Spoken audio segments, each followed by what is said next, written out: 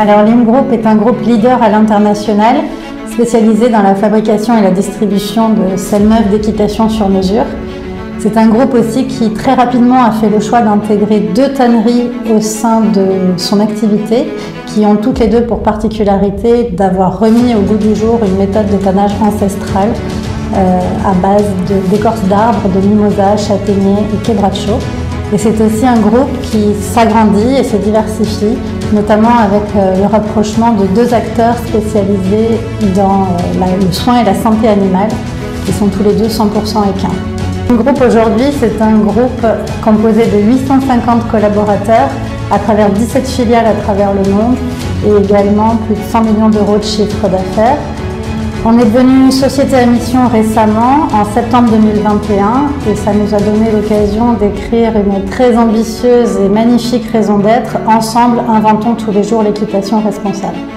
Et pour ma part, je m'appelle Émilie, je suis responsable RSE pour le groupe Lim depuis 2016 et membre interne du comité de mission depuis 2022. Moi, je suis Gérard Bourgès, DRH du groupe depuis 2014.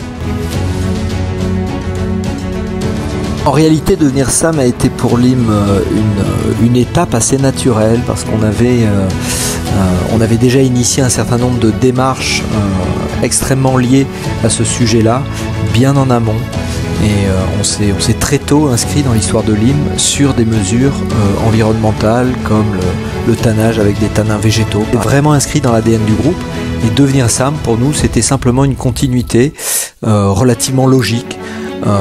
Une espèce de direction, de vision, de boussole qui nous permettait d'ancrer statutairement, on va dire, un engagement dans lequel on était déjà parti.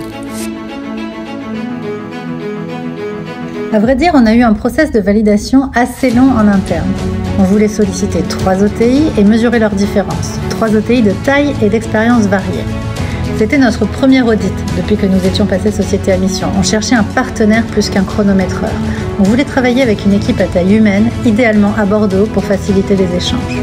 Rapidement, les échanges avec Magali Pavlovski nous ont rapprochés. Et au-delà des relations humaines, je dirais c'est surtout l'engagement du cabinet qui nous a beaucoup plu. AJC était également sur le chemin de la mission, franchissait les mêmes étapes que nous, de la définition de la raison d'être à la mobilisation des collaborateurs en interne, et aussi, par ailleurs, très engagé dans ses actions relatives au climat, puisqu'AJC a participé à la première CEC, la Convention des entreprises pour le climat, et cherche à faire bouger les lignes en région en s'impliquant vraiment aux côtés des chefs d'entreprise pour les encourager à entrevoir l'avenir autrement.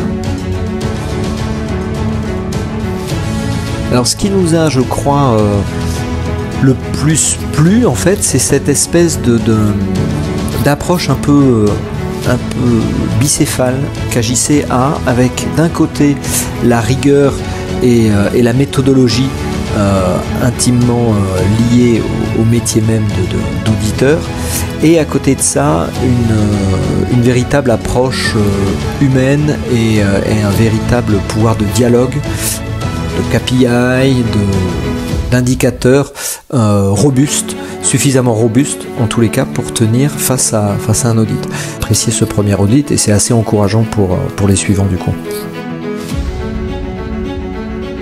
À 100%. À 100%.